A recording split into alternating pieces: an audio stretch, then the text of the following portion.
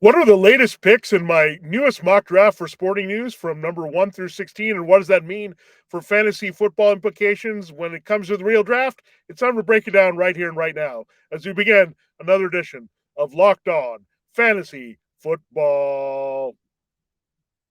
Are Locked On Fantasy, your daily NFL fantasy podcast. Part of the Locked On Podcast Network. Your team every day.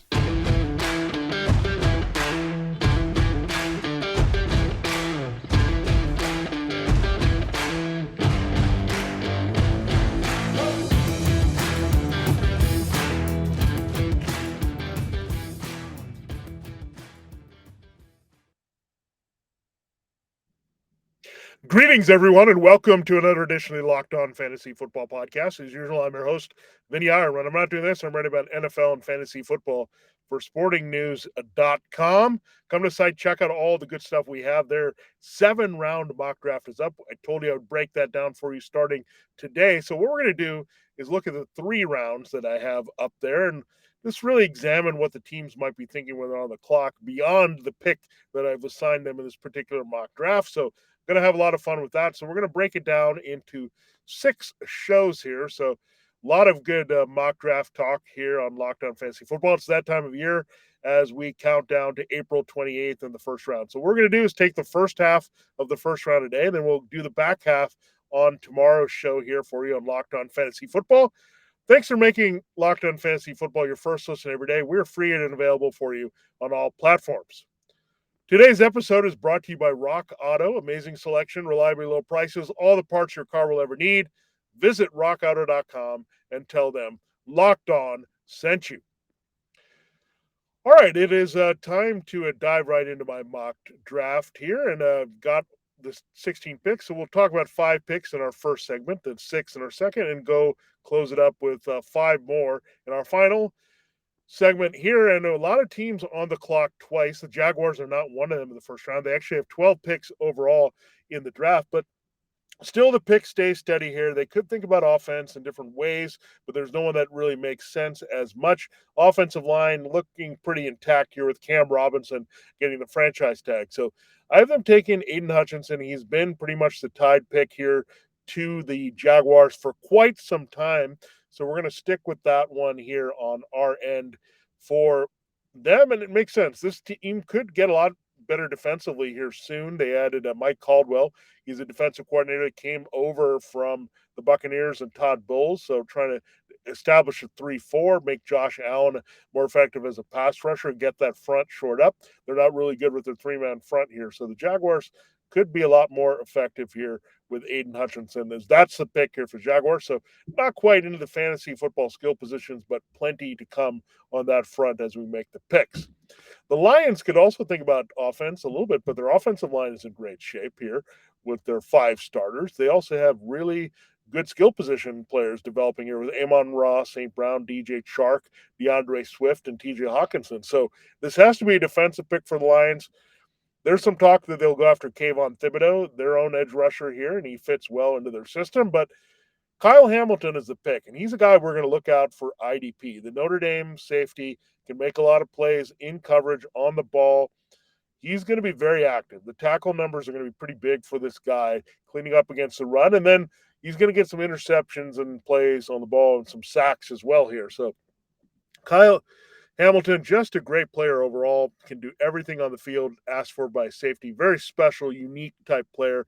Has the size of a linebacker, but can cover like a smaller defensive back. So really like this pick for the Lions. The Lions defense could have a lot more impact here into 2022. But again, Aaron Glenn, work in progress for him, Dan Campbell, and the GM, Brad Holmes. The Texans pick is offensive, but not a skill position player. We're going with Evan Neal, the offensive tackle from Alabama, with the 3rd pick here. The Texans have a couple picks. They also pick later where the Browns would have picked here. So we'll have 2 picks for them here. They will pick again at number 13. They made that blockbuster trade for Deshaun Watson and going to Cleveland. So Evan Neal can put him opposite Laramie Tunsil here and looks pretty good in that bookend situation for Davis Mills or whoever their quarterback here is in 2022.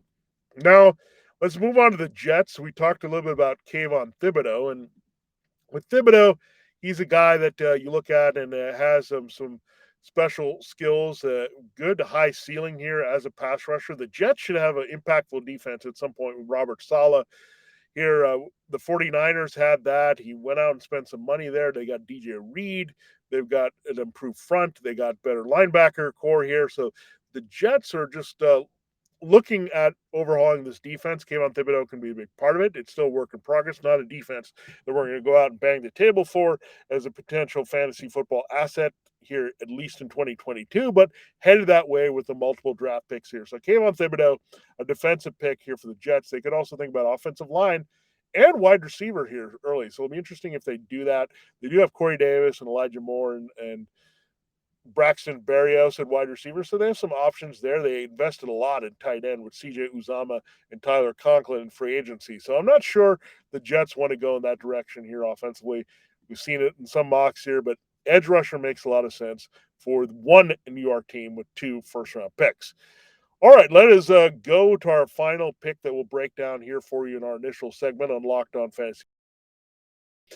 The Giants offense, what are we with Brian Dable taking over? You have Daniel Jones still as your starting quarterback. They're not replacing him quite yet. They could look at a quarterback here this early in the draft, either Malik Willis of Liberty or Kenny Pickett of Pittsburgh. Those are your top 2 options, but Brian Dable also looks at his situation with Andrew Thomas there on the offensive line. Ike Ekwonu can go anywhere there for NC State. He can play guard. He can play at tackle, left or right here. So right after Evan Neal goes off the board, Ekwonu could be the guy ahead of him, or if not, he's going to be the right guy right after him here. So really like this pick here for the Giants. They can upgrade their offensive line, also help their run blocking, which is pretty critical as they keep Saquon Barkley for now as their feature back. He needs to stay healthy and productive, but Ekwonu can help the pass protection and allow Jones to hang in there and use his arm to throw things downfield, but also help Saquon Barkley be more effective as a runner here. And that's what we're looking for. How does this really help the team overall offensively if it's not offensive skill player? And Ekwonu would be a nice asset to have for everything the Giants have on their team here in 2022. And right now, again, you have to assume that Dable, without any big changes, is going to stick with Jones as the starting quarterback here in New York. All right, that's just 5 of my picks there in the first round. We'll talk about 11 more here as we break down the first half of my first round mock draft. Really a 7-round mock draft where we're going to break down the top 3 rounds for you here on Locked On Fantasy Football, break them up in half over 6 shows. BetOnline.net is your number one source for all your betting needs and sports information. Find all the latest information, sports developments, including this week's Masters Championship odds, podcasts, and reviews for all the different leagues this season, including MLB, which has opening day when the Masters tee off as well. BetOnline is your continued source for all your sports wagering information, including live betting, esports, and scores. Head to the website today or use a mobile device to learn more about the trends in action. BetOnline, where the game starts. All right, we will continue the show breaking down the next few picks here from number 6 on down. 6 more picks in our second segment here as we break down my first round mock draft on Locked On Fantasy Football. Thanks for making Locked On Fantasy Football your first listen every day. Make sure you're following Locked On NFL. Locked On experts covering the biggest stories around the NFL every Monday through Friday, less than 30 minutes. It's free and available just like Locked On Fantasy Football wherever you get your podcasts. All right, we're up to the Carolina Panthers at number 6. There's been a lot of talk about them looking at Willis or Pickett at quarterback here. Malik, also an Auburn connection, the way that Cam Newton was in 2011 as a high first-round pick. So we know Cam Newton was number 1 overall, but the Panthers are picking here at number 6. There's also talk that they could go after Pickett here and upgrade over Sam Darnold. We're not sure what to think. Carolina playing it pretty well with Scott Fitterer and their coaching staff led by Matt Rule. What are they going to do here? But they can't go wrong with an offensive lineman. The question is, do they believe Charles Cross of Mississippi State is right up there with Neal and Ekwonu to protect their quarterback and put him at left tackle here, complement Taylor Moton on the right side? So this would be a big help regardless if they can get an offensive lineman, help Christian McCaffrey in the running game if he can stay healthy, and the production there as well as Darnold getting the ball downfield to DJ Moore, Robbie Anderson, and Terrace Marshall here this season. All right, we go to our number 7 pick. It's the Giants on the clock again. They went offense with offensive linemen in the first pick that we gave them, but how about giving them a defensive back here? A guy that can make plays, another IDP radar guy that we can look at there at corner. Derek Singley Jr., playmaker out of LSU, very good cover man, very good ball hawk. Bit of Tyrann Mathieu out of the same program with the Bayou Bengals. Their versatility, making some big plays inside and outside. Stingley, we know, has a name that goes back to a lot of notable players here. So Daryl Stingley, and looking at his pedigree and his playmaking, he has some time off, coming off a major injury. High upside for Stingley, just like Kayvon Thibodeau. A little bit of a bust factor there, but the Giants have been thinking about moving the contract of James Bradbury. Still could happen before the draft. So you look at this pick of Stingley being a nice pick for the Giants here to address defense after they go offense and a Conwu for their offensive line in an earlier pick at number 5. The next pick belongs to the Atlanta Falcons at number 8, and they could go in many directions here, but wide receiver is in play for the Falcons. I think 100%. They could look at some of the wide receivers here. I think they're going to have to address this position multiple times with Calvin Ridley suspended here for the entire year. No Russell Gage here, so very limited. They could definitely go in that direction here. Would not surprise me trying to find their new Julio Jones here early in the draft. But Trayvon Walker is too hard to pass up. I think he could easily be a top 4 pick here from Georgia, right down the street from Atlanta into Athens. So Trayvon Walker, extremely disruptive, not going to be an IDP person, but has some J.J. Watt type potential here in the Dean Pease defense here under Arthur Smith. So someone to look at that can be very productive here.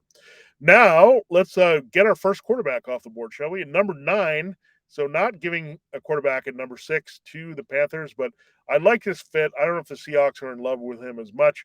They could also look at Kenny Pickett, but I love Malik Willis a lot. I just have been on this guy for a while.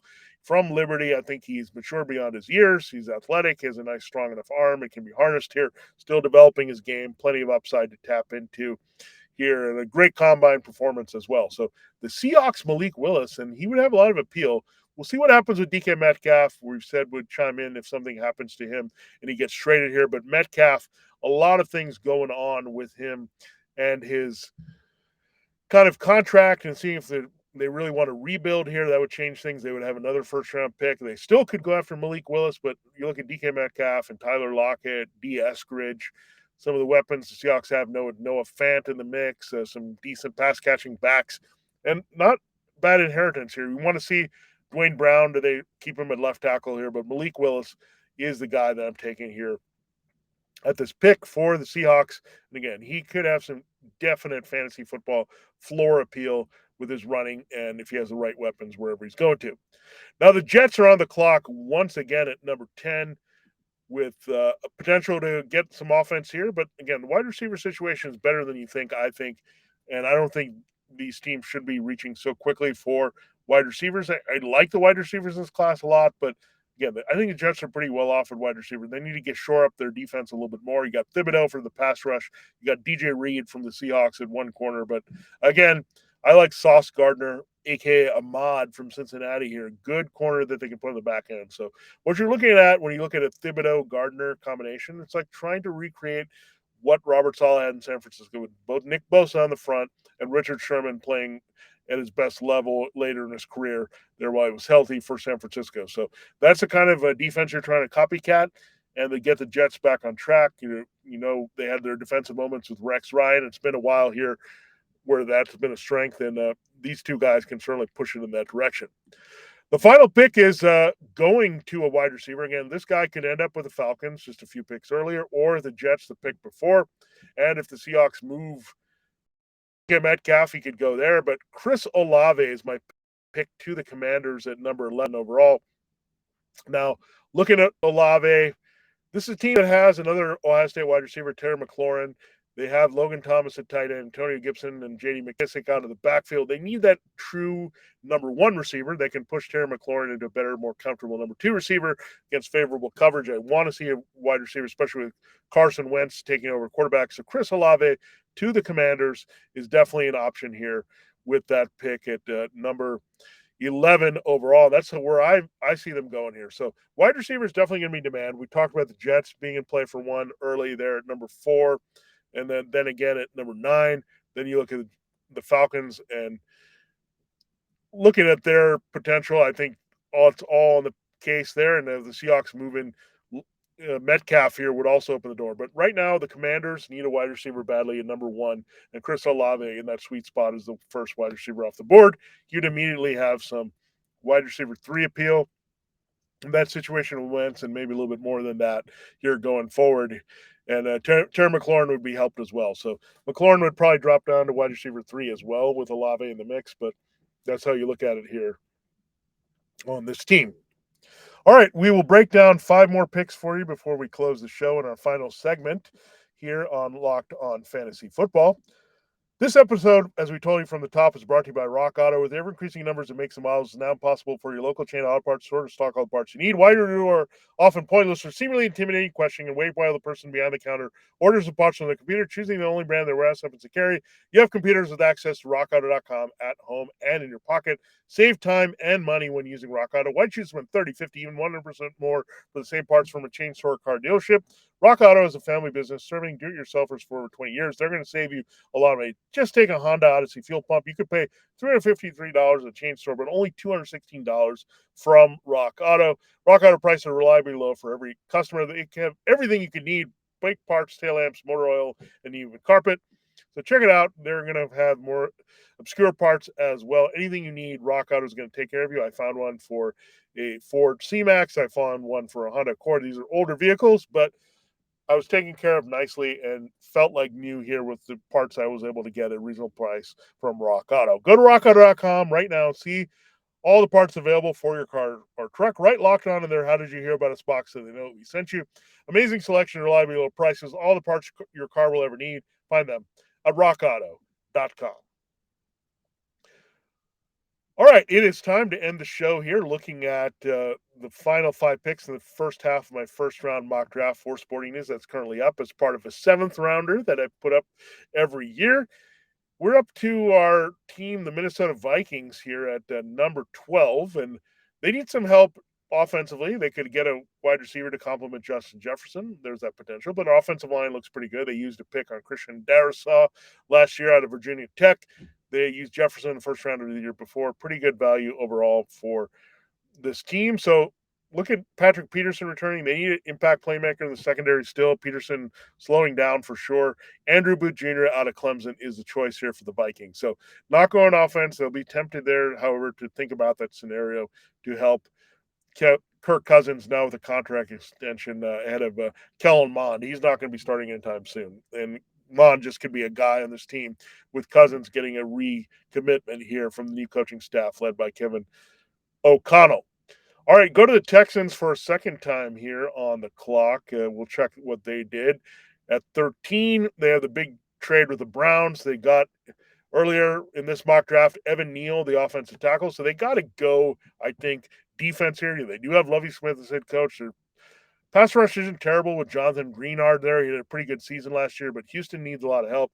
This guy's slipping a little bit in this draft. So got to say the pick here has to be Jermaine Johnson, the second from Florida State. Very disruptive edge rusher here. We've been climbing up the draft boards for a long time here.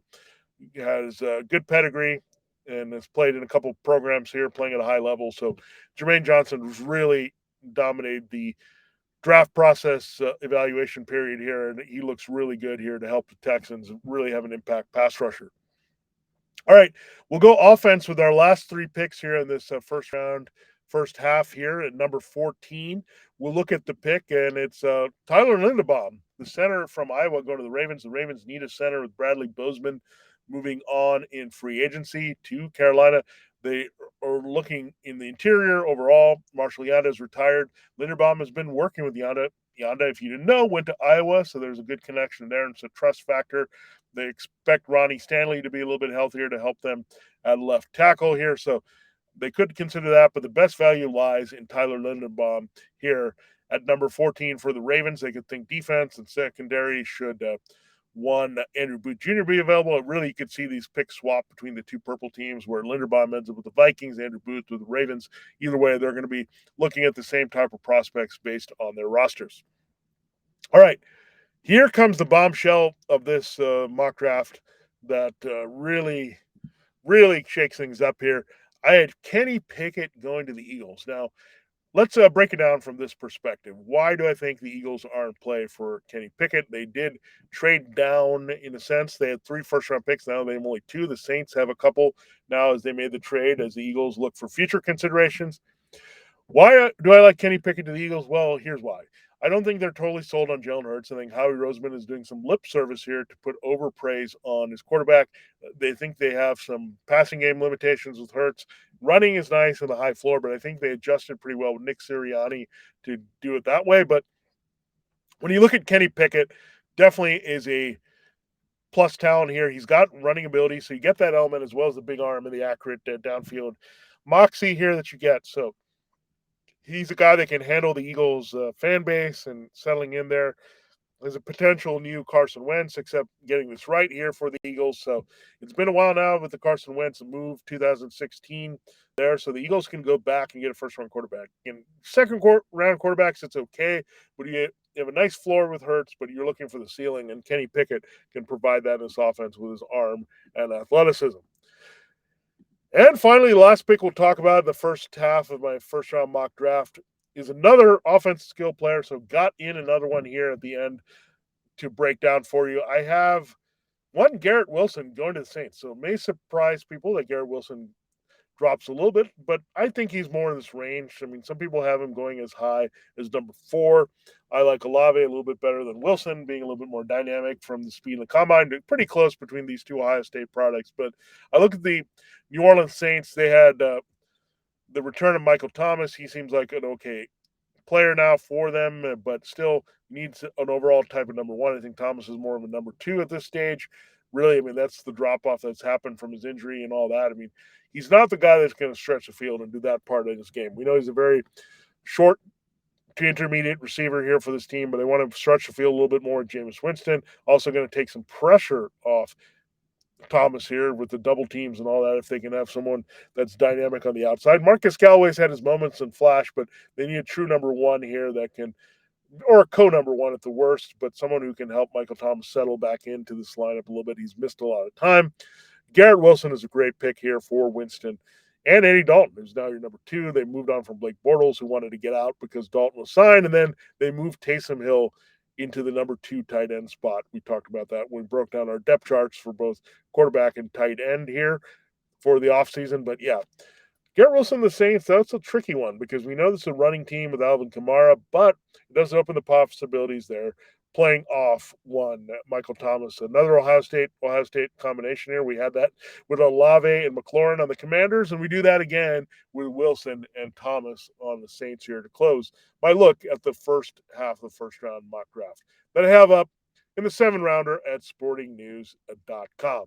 Thanks for making Locked On Fantasy Football your first listen every day. We are free and available on all platforms here, wherever you get your podcasts. Now, our next show, again, will focus on the second half of this mock draft. So we'll go 17 through 32, breaking down from a fantasy football perspective. Speaking of the NFL draft, now make your second listen Locked On NFL Draft. Ryan Tracy and former NFL cornerback Eric Crocker bring the NFL draft to life every day with insight analysis on college football prospects and NFL front offices. It's free and available wherever you get your podcasts. For Locked On Fantasy Football and my mock draft analysis here from a fantasy football perspective, this has been Vinnie Iyer. Have a great day, and we'll see you tomorrow as we continue breaking down the first round here from Fantasy Football Take.